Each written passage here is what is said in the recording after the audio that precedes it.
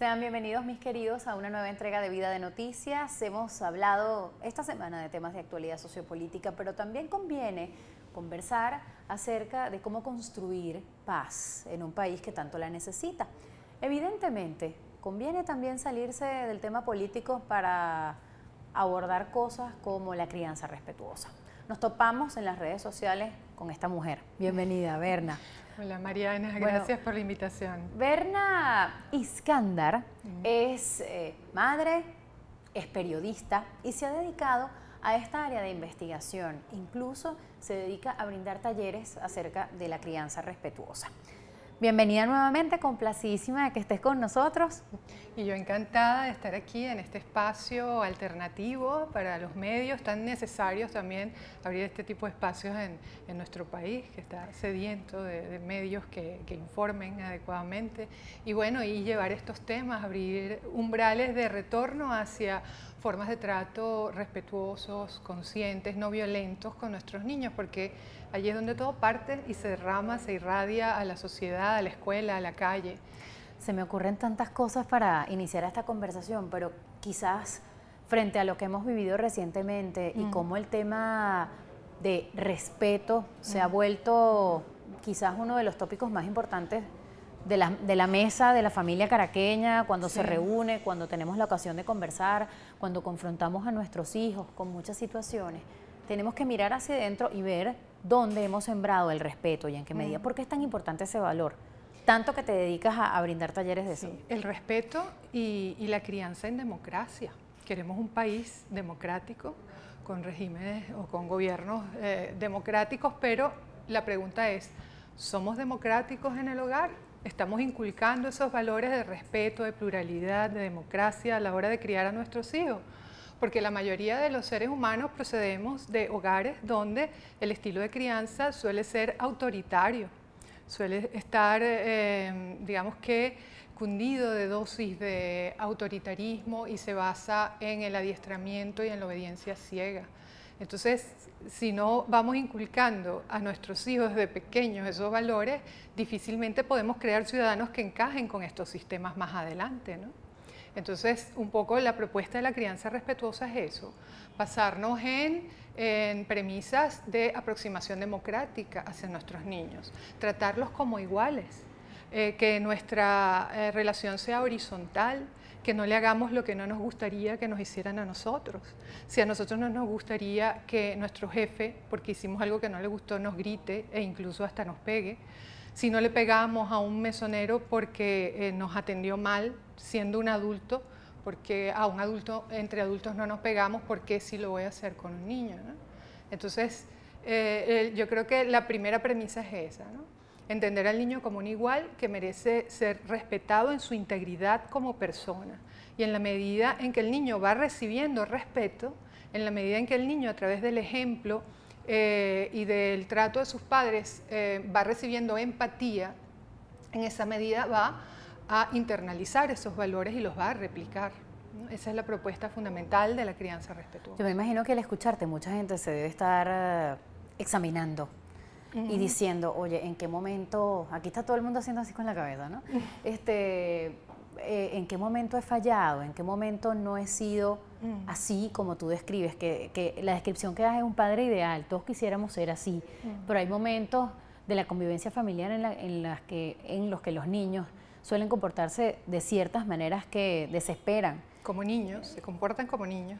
Y entonces, nuestra respuesta es gritar o imponer disciplina de la manera más exagerada. A veces nos extralimitamos tratando de reprimir por temor a que se convierta en, no, es que yo no quiero que sea contestón, no, es que yo no quiero que sea desobediente, no, es que yo no quiero que sea desordenada. Y si yo no me impongo, eso es lo que nos han metido en la cabeza las generaciones anteriores. Si yo no me impongo, entonces voy a criar un monstruito.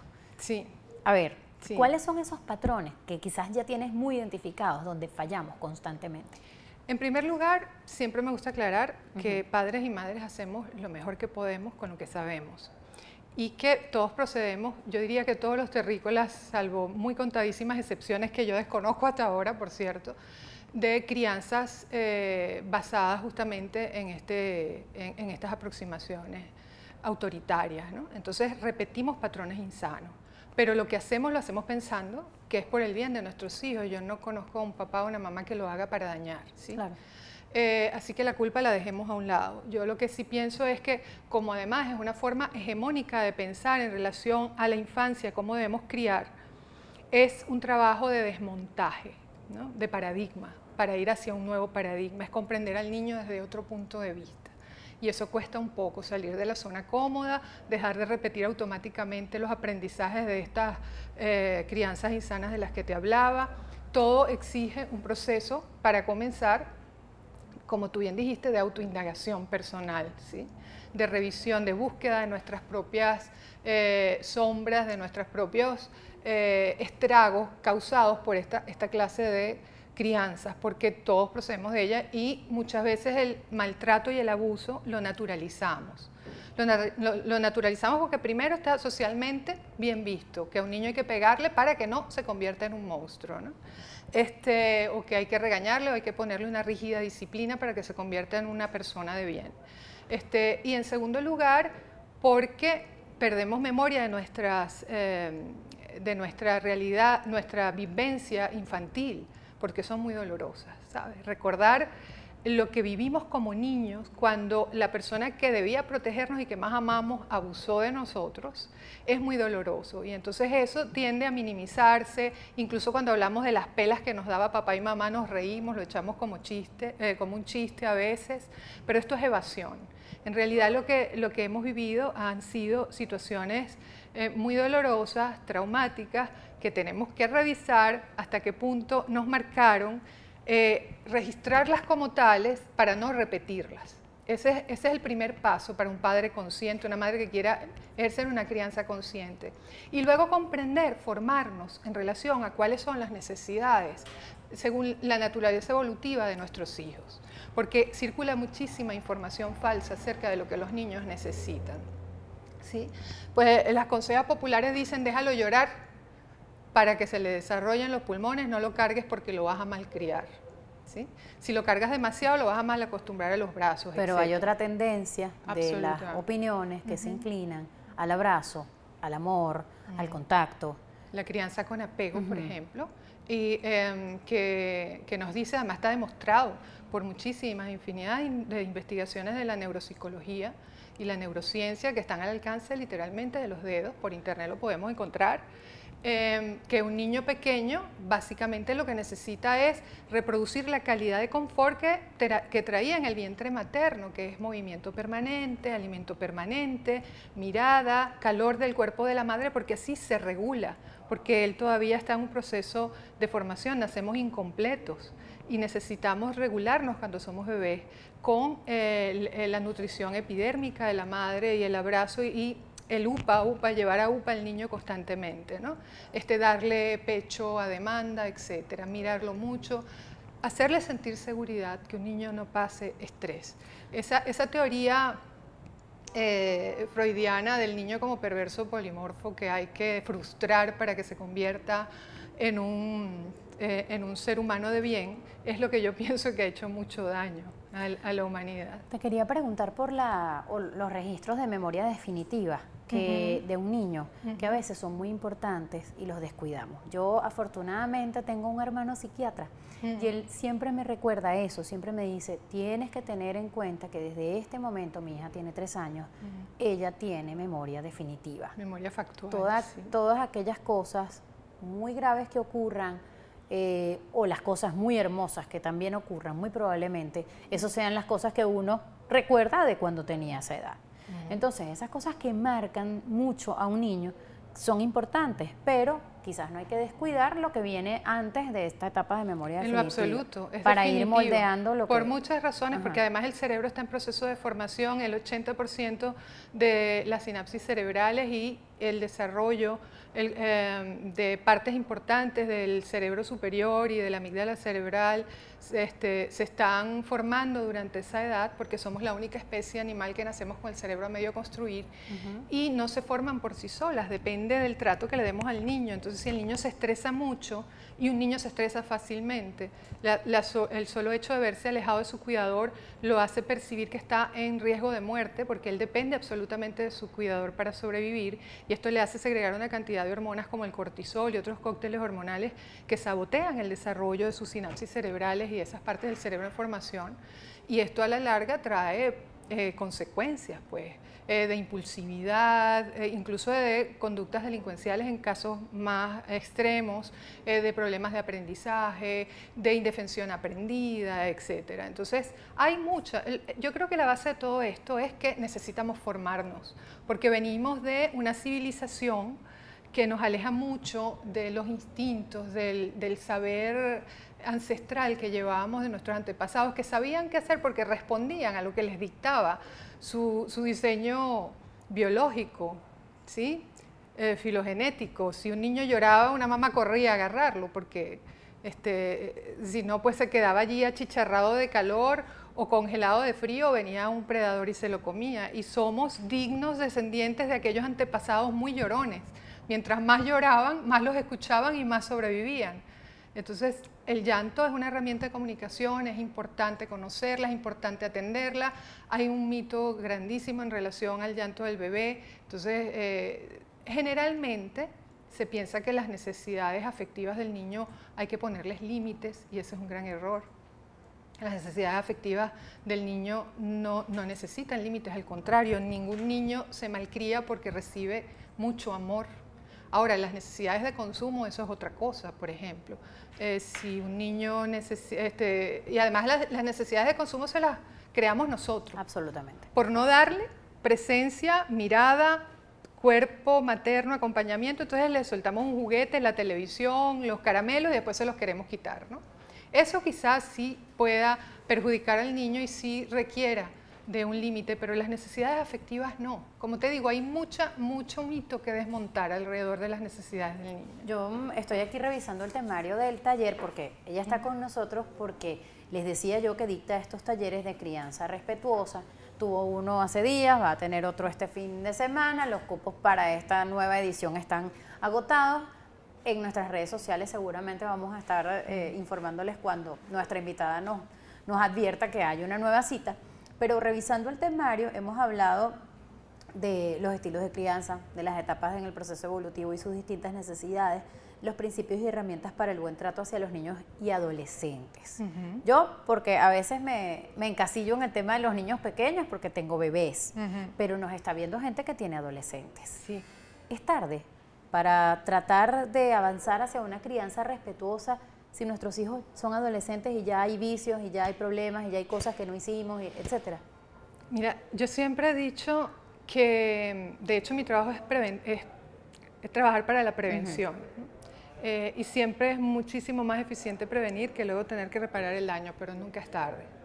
Nunca es tarde. En la medida en que un padre, una madre, un adulto responsable de los niños y de los adolescentes, incluso un profesional sanitario vinculado con atención a niños como pediatras, nos vamos dando cuenta de que las ideas que traíamos ya no funcionan, son vencidas y le damos paso a esta nueva manera de entender a los niños, siempre tendremos la oportunidad de acercarnos y de enmendar lo que hicimos, hablando con ellos. Si somos padres, por ejemplo, no importa la edad que tenga nuestro hijo, así sea un bebé, así tenga 2 años, 10, 25, 27 como las mías, yo todavía me acerco a ellas, porque como tú bien dices, nadie es perfecto, yo cometí muchos errores también.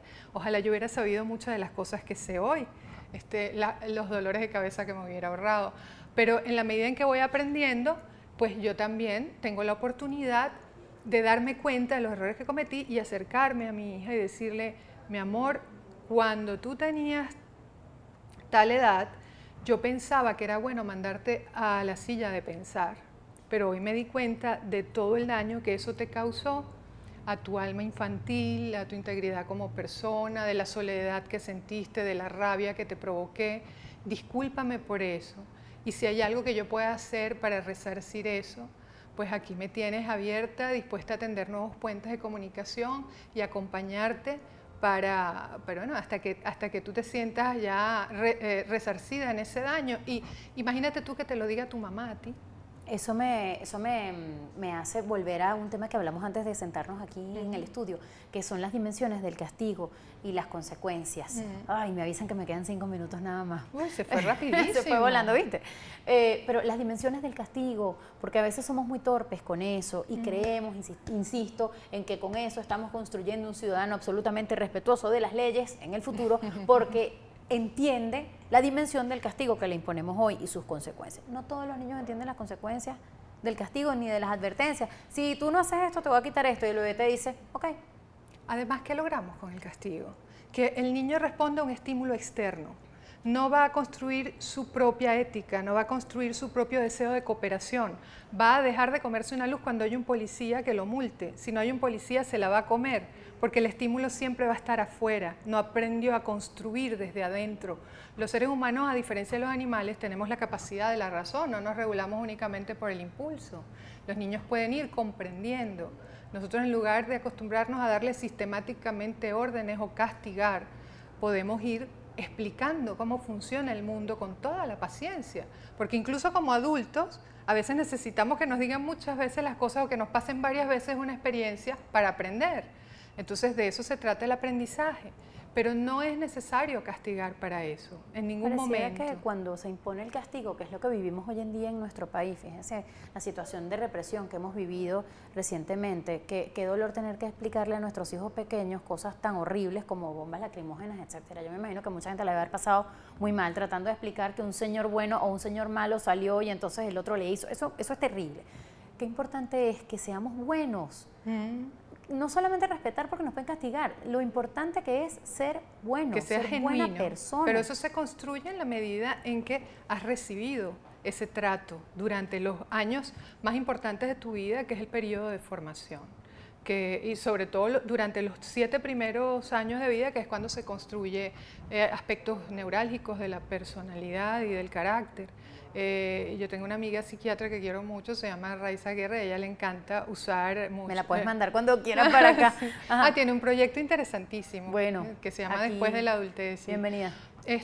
Y ella usa mucho las metáforas y dice que un niño hasta los 7 años es como una cera de cemento fresco que después se seca con todo lo que ha pasado por encima, lo cual no quiere decir que los seres humanos no tengamos capacidad de cambiar nuestras circunstancias, nuestro carácter, nuestra situación, pero es mucho más difícil luego cuando ya está seco. Entonces es fundamental atender a la infancia durante los 7 primeros años de vida sobre todo.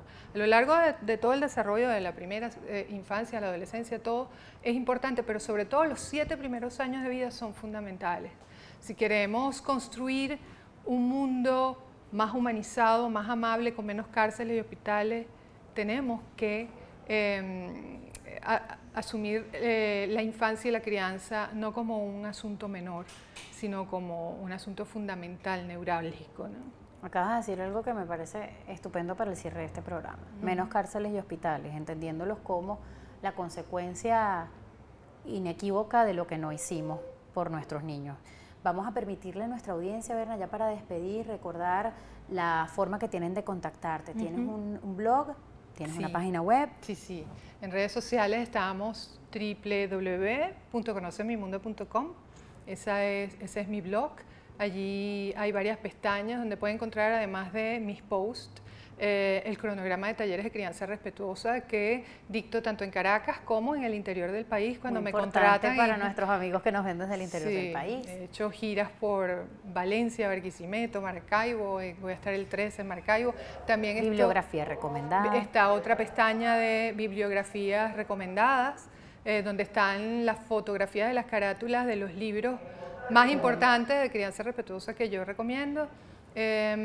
Luego también estoy en Twitter y en Instagram por @conocemimundo, y en Facebook está nuestro fanpage de Conoce Mi Mundo. Ahí pues son bienvenidos. Nuestra invitada, para que tengan una idea de cómo ha llegado lejos su trabajo, y con esto me despido, se hizo acreedora del premio que entrega el Banco Interamericano de Desarrollo en 2013 a los blogueros por su blog y su trabajo con el desarrollo infantil. Con esto me despido. Berna, encantada, de verdad. No será la última vez que estés con nosotros porque este es un tema muy interesante. Siempre a la orden.